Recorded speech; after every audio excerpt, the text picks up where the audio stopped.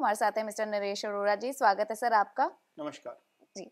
और जैसे कि लाइव जुड़ते हैं और बहुत सारी इन्फॉर्मेशन हम आपके साथ यहाँ पर शेयर भी करते हैं जो कि कुंडलियों से जुड़ी होती हैं या फिर आने वाले व्रत या त्योहार से जुड़ी होती हैं। आज हम इन्फॉर्मेशन लेकर आ रहे हैं आपके लिए सूर्य संक्रांति, जो कि हम सब जानते हैं कि सूर्य जो है राशि परिवर्तन हर महीने करते हैं, जिसको सूर्य संक्रांति के नाम से हम जानते हैं। अब जो सूर्य संक्रांति आने वाली है 16 दिसंबर को, उसका जो प्रभाव है कौन सी राशियों पर अच्छा रहेगा, कौन सी राशियों को बचकर चलना है, उसके बारे में आज हम नरेश जी से जानते हैं डिटेल में। देखिए नेहा, सबसे पहले तो खर मास शुरू हो जाएगा। जी। जब जब सूर्य गुरु की राशि में आते हैं, ऐसा 2 बार होता है साल में। अब जैसे 16 दिसंबर से लेकर 16 जनवरी तक वो रहेंगे गुरु की राशि में, जी। तो इसको खर मास बोलते हैं। खर मास में नेहा शुभ कार्य वर्जित हो जाते हैं, शादी विवाह मुंडन वगैरह ये सब वर्जित हो जाते हैं। इसी जी। तरह मार्च से लेकर अप्रैल के मध्य भी होता है। और उस समय भी जो सूर्य है वो मीन राशि में रहते हैं। मीन अगेन गुरु की राशि है, तो साल में 2 बार ऐसा होता है। तो ये एक तो ये है कि खर मास के कारण शुभ कार्य वर्जित हो जाएंगे। दूसरा ये है कि सूर्य का गोचर होगा धनु राशि से। तो धनु राशि से गोचर होगा तो 4 राशियां ऐसी हैं जिनके लिए अच्छा होगा। जी। सिलसिले वाइज बताएंगे कि कैसे अच्छा होगा। सूर्य का गोचर वैसे शास्त्रों के मुताबिक आपकी कुंडली में तीसरे, छठे, 10वें और 11वें भाव में अच्छा होता है। 8वें और 12वें भाव में अच्छा नहीं है। बाकी भाव जो है वो केंद्र के भाव हैं, त्रिकोण के भाव हैं, तो अशुभ नहीं कहेंगे, लेकिन 8वें 12वें में शुभ नहीं रहेगा। तो किन राशियों के लिए शुभ रहेगा, किन राशियों के लिए अशुभ रहेगा, इस पर बात करते हैं। जी। तो धनु राशि में जब गोचर करेंगे तो तुला राशि से तीसरे गोचर करेंगे। तुला राशि के लिए गोचर अच्छा है। तुला राशि के लिए गोचर इसलिए अच्छा है क्योंकि सूर्य इनकी कुंडली में 11वें भाव के स्वामी होते हैं, और 11वां भाव इच्छा पूर्ति का भाव है। 10वां भाव कर्म का भाव होता है, 11वां भाव उसके फल का भाव है। अर्निंग्स जितनी भी लाइफ में आती हैं सारी, वो 11वें भाव से ही आती हैं। तो अल्टीमेटली 11वें भाव के फल अच्छे करेंगे क्योंकि वो शुभ गोचर में है। तो 11वें भाव से क्या आता है, 11वें भाव से एलिवेशन भी आती है। लाइफ में प्रमोशन सारी 11वें भाव से आती है। जी। कोई भी आपकी इच्छा की पूर्ति होती है वो 11वें भाव से आती है। तो निश्चित तौर पर, और सूर्य जब तीसरे गोचर करेंगे तो भाग्यस्थान को भी देखेंगे सीधा।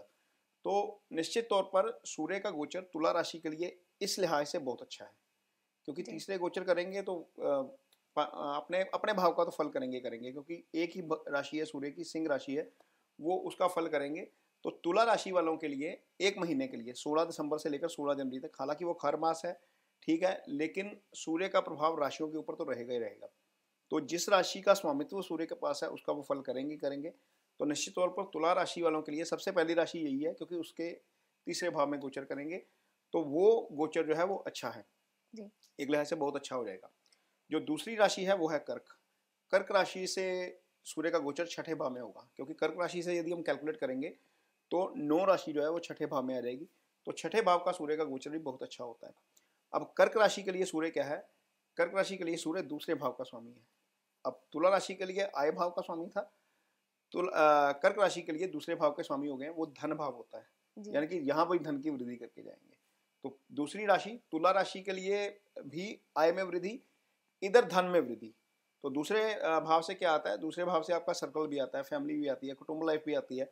वहाँ से वहाँ पर जो चीज़ें हैं आपको वो फिक्स होती हुई नजर आएंगी। यहाँ पर यदि यहाँ पर कोई प्रॉब्लम चल रही है, पारिवारिक स्थिति खराब चल रही है, कुछ रिलेशनशिप में दिक्कत चल रही है कुटुंब के साथ, तो वो जो है वो स्थिति थोड़ी सी बेटर होती हुई नजर आएगी।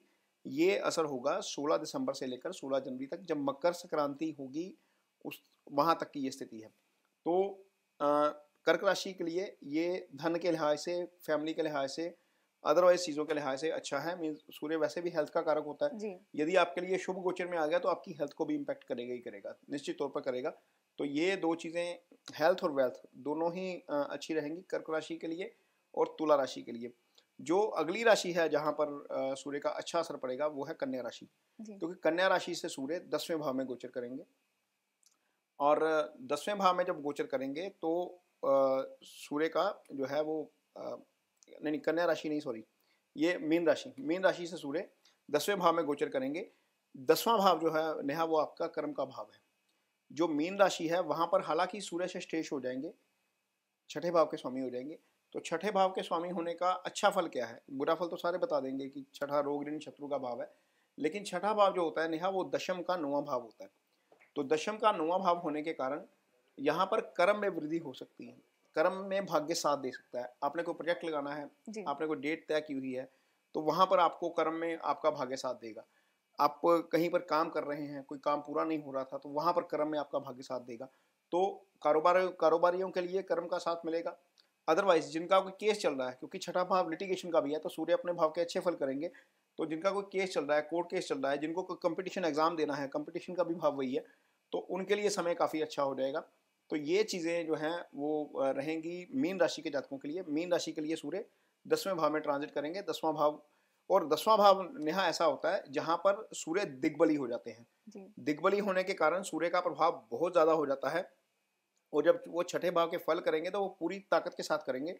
ये गोचर जो है वो मीन राशि के लिए काफ़ी अच्छा रहने वाला है, और बहुत फायदा होगा इसमें। काम में फायदा होगा, क्योंकि धन भाव से कोई स्थिति नहीं है, कोई संबंध नहीं बनता सूर्य का। दृष्टि भी जाएगी तो 12वें भाव पे जाएगी, एक ही दृष्टि होती है सूर्य की। तो धन की स्थिति को ज़्यादा एनालाइज नहीं किया सकता इसमें। लेकिन हाँ, कोर्ट केसेस में है, कंपटीशन में है, या फिर आपका काम है जहाँ पर अड़े हुए थे, फंसे हुए थे, नहीं साथ दे रहे थे, वहाँ पर सूर्य दिग्बली होकर, भाग्यस्थान के स्वामी होकर, कर्म का भाग्य, क्योंकि यदि हम दशमांश की कुंडली बनाएंगे, दशम स्थान की कुंडली बनाएंगे, तो सूर्य की राशि 9वें भाव में आ जाएगी। तो वो भाव जब एक्टिव होगा, या उस भाव का स्वामी जो है वो शुभ गोचर में जाएगा, तो निश्चित तौर पर उसका फायदा होगा, कर्म के भाग्य में फायदा होगा। अगली राशि नेहा जो है वो आपके लिए कुंभ राशि है। जी। कुंभ राशि के लिए भी काफी फायदा होने वाला है, क्योंकि कुंभ राशि से सूर्य 11वें भाव में गोचर करेंगे, और कुंभ राशि से सूर्य जो है वो सप्तम के स्वामी बनते हैं। सप्तम भाव आपकी कुंडली में पार्टनर का भाव होता है। तो इसमें क्या फायदा होने जा रहा है, पार्टनर के साथ यदि कोई कंफ्लिक्ट हो रहा है, वैसे तो लगन कुंडली में सूर्य सप्तम में आ जाए जी। तो वहां पर चीजें डिस्टर्ब कर देता है, लेकिन गोचर में चूंकि स्थिति है और सप्तमेश एक्टिव होगा, हालांकि सूर्य वहां पर खुद नहीं रहेंगे, जी। सूर्य 11वें भाव में रहेंगे। पार्टनर का भाव, उसके स्वामी का शुभ गोचर में जाना पार्टनर के लिए अच्छा हो जाएगा। जी। या आपके पार्टनर के साथ कोई कंफ्लिक्ट चल रहा है तो वहां पर चीजें ठीक हो जाएंगी। बिजनेस पार्टनर के लिए अच्छा हो जाएगा। कुछ लोग नेहा पार्टनरशिप में बिजनेस करते हैं, वहां पर बिजनेस पार्टनर के लिए अच्छा हो जाएगा। तो ये चीजें देखने को मिलेंगी। और जो सप्तम भाव होता है वो दशम का भी दशम होता है। यदि हम उसको भावार्थ भावम के रूल से फॉलो करें तो वो दशम का दशम होता है, तो दशम के भी फल जो है वो अच्छे करेगा। तो क्योंकि वहां से जो सूर्य है 7वें भाव से वो पंचम भाव में आ जाएंगे, तो पंचम में सूर्य मूल त्रिकोण में अपनी राशि के हो जाते हैं। तो ये स्थिति गोचर की यदि हम बात करें तो गोचर के लिहाज से सूर्य की स्थिति बहुत अच्छी हो जाएगी इन 4 राशियों के लिए। पहली राशि हमने बताई है तुला, दूसरी बताई है कर्क, तीसरी बताई है मीन, और चौथी बताई है कुंभ राशि। तो ये इन 4 राशियों के लिए सूर्य जो है वो शुभ गोचर में रहेंगे 16 दिसंबर से लेकर 16 जनवरी तक। आगे जो जो जिनके लिए खराब फल कर सकते हैं उनके लिए सबसे पहले तो मकर राशि, वहां से 12वें गोचर करेंगे। 12वें गोचर करेंगे, मकर राशि वैसे भी शनि की राशि है, शनि और सूर्य की वैसे भी कुछ नहीं बनती। तो 12वां भाव क्या है नेहा, 12वां भाव है हॉस्पिटलाइजेशन का भाव। 12वां भाव जो है वो खर्चे का भाव है। तो वहां पर खर्च थोड़ा सा अनएक्सपेक्टेड आ सकता है लाइफ में, कभी कोई चीज कर रहे हैं। और चूंकि मकर राशि को यदि हम लगन बनाएंगे तो सूर्य का जो राशि है, सिंह राशि है, वो अष्टम में आ जाएगी। तो अष्टम का सूर्य, अष्टम का स्वामी अशुभ गोचर में जाना एक दुर्घटना का योग भी बनाता है एक तरीके से, क्योंकि अष्टमेश यदि अशुभ हो जाता है तो सडन लॉस होता है, दुर्घटना होती है। और अष्टम भाव बॉडी में यदि हम देखते हैं तो जेनेटिकल पार्ट का भाव होता है, बॉडी का लोअर पोर्शन हम देखते हैं वहां से, वहां पर कोई प्रॉब्लम आ सकती है। ये चीजें फिजिकली दिक्कत दे सकती हैं, क्योंकि सूर्य ओवरऑल हेल्थ के कारक हैं। 12वें चले जाएंगे तो बहुत खराब हो जाएंगे। तो ये स्थिति मकर राशि वालों के लिए अच्छी नहीं है। दूसरी राशि नेहा जो है जिनके लिए स्थिति अच्छी नहीं रहने वाली है वो है वृष राशि। वृष राशि शुक्र की राशि है। सूर्य यहाँ पर भी अष्टम में गोचर करेंगे, क्योंकि यदि हम कुंडली बनाएंगे तो सूर्य अष्टम में ही आ जाएंगे, और सूर्य यहाँ पर चौथे भाव के स्वामी हो जाएंगे। चौथे भाव के स्वामी होकर उसका अष्टम में गोचर करना एक तरीके से मदर की हेल्थ के लिए अच्छा नहीं रहेगा, क्योंकि वो चौथा भाव होता है, वो मदर का भाव होता है, पीस ऑफ माइंड होता है आपका। यदि वृष राशि के जातकों का कोई प्लान है 16 दिसंबर से लेकर 16 जनवरी तक प्रॉपर्टी खरीदने का या कोई एसेट खरीदने का, तो वहां पर दिक्कत आ सकती है, क्योंकि भाव का स्वामी शुभ गोचर में नहीं रहेगा। इस कारण चीजें थोड़ी सी डिस्टर्ब हो सकती हैं। तो ये ओवरऑल जो सिचुएशन है 2 राशियों के लिए खराब है। यदि हम इसको अष्टम और 12वां मान के चले, मकर राशि के लिए और वृष राशि के लिए, और जो बाकी राशियां हैं 4 वो हमने आपको जो है वो शुभ है वो बता ही दी हैं। अदरवाइज यदि आपको लगता है कि सूर्य खराब चल रहा है तो नेहा 3 रेमेडीज होती हैं सूर्य की बहुत अच्छी जो करनी चाहिए यदि सूर्य जी। खराब है सबको। सबसे पहली तो यह है कि ओम भास्कराय नमः का मंत्र, जिनकी भी कुंडलियों में सूर्य की स्थिति खराब है, जिनकी भी कुंडली में, चाहे जितने भी हमारे दर्शक देख रहे हैं, जिनकी भी कुंडलियों में सूर्य की स्थिति खराब है, ओम भास्कराय नमः का मंत्र अजपा मंत्र में लेकर उसको रूटीन में करें। एक जी। ये इसलिए क्योंकि सूर्य ओवरऑल हेल्थ के भी कारक हैं, हेल्थ है तो वेल्थ है, सूर्य करियर के भी कारक हैं, सूर्य कुंडली में हार्ट के भी कारक हैं, और सूर्य आपकी कुंडली में टोटल ओवरऑल जो है आपकी जो सोशल स्टेटस होता है उसके भी कारक है। तो ये चीज़ें सूर्य से ही होंगी। एक ओम भास्कराय नमः। दूसरा होता है कि रविवार के दिन आप जो हैं वो डोनेशन करें, सूर्य से जुड़ी वस्तुओं का डोनेशन करना है नेहा। डोनेशन की मात्रा कोई मायने नहीं रखती। आप यदि अफोर्ड नहीं कर सकते तो आप एक मुट्ठी भर गेहूं भी दान कर सकते हैं। शास्त्र ये नहीं कहता कि आपने बोरी दान करनी है, शास्त्र ये नहीं कहता कि आपने अपने वजन के बराबर दान करना है। ये सब बातें बना दी गई हैं कि आप अपने वजन के बराबर दान करो, आप इतने किलो दान कर दो, आप इतने ग्राम कर दो। शास्त्र कहता है कि जितनी आपकी सामर्थ्य हो। समर्था है या जितने आप सक्षम हैं उतना दान करिए। एक मुट्ठी भर अनाज दान करने से, गेहूं दान करने से भी चलेगा, लेकिन वो दान सही जगह पर जाना चाहिए। यदि दान सही जगह पर नहीं जाता तो वो तामसिक दान हो जाता है, वो उसका फल आपको नहीं मिलता। और दान हमेशा संकल्प करके करना चाहिए। तीसरा होता है आदित्य हृदय स्तोत्र। वो यदि ये 3 रेमेडीज करने वाला नेहा लाइफ में कभी बीमार नहीं होता, उसको बीमारी आएगी नहीं। और चौथा है सूर्य नमस्कार सुबह। यदि हम सूर्य के साथ ही जगते हैं मॉर्निंग में, सूर्य से पहले ब्रह्म मुहूर्त में उठ जाते हैं, और सूर्य की रोशनी जो है वो सुबह सुबह जो आ रही है उसकी किरणें हमारी बॉडी के ऊपर आती हैं, तो उसका सकारात्मक असर होता है बॉडी के ऊपर। एक तो आपकी रूटीन साइकिल बन जाता है, जी। आप डेली लाइफ में रूटीन में आ जाते हो।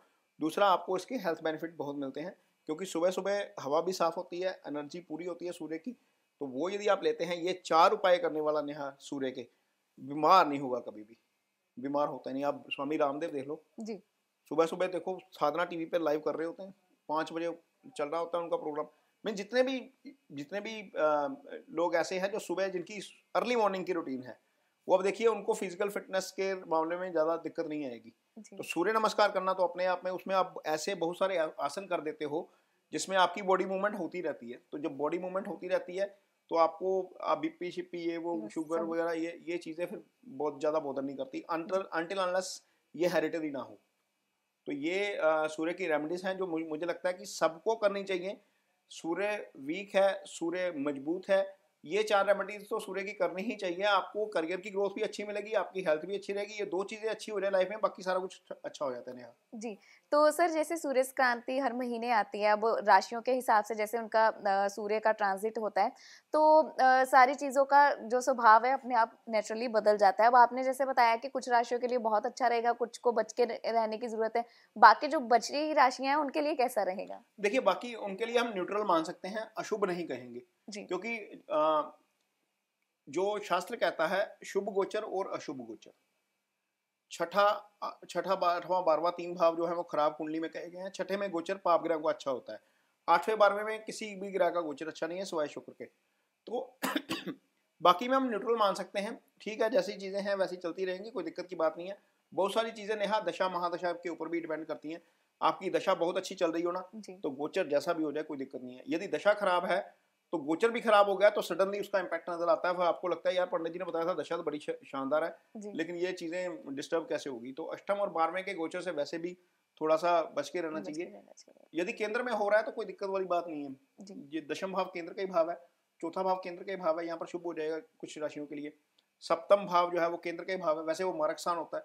डिपेंड करता है कि वहां पर राशि कौन सी पड़ी है, आपका सूर्य नेटिव चार्ट में कैसा पड़ा हुआ है। आपका सूर्य आपके नेटिव चार्ट से 12वें आ जाए, हम तो ये राशि वाइज बात कर रहे हैं। बात करें, जी। यदि आपकी कुंडली में मान लीजिए हमने तुला राशि में अच्छा बताया, तो तुला राशि में ही यदि ये सूर्य ऐसी स्थिति में पड़ा हुआ जहां से सूर्य 12वें आ जाए, मान लीजिए तुला राशि में मकर राशि में सूर्य पड़ा है, सूर्य अपनी पोजीशन से तो 12वें आ गया ना, वो फिर अच्छा नहीं रहेगा।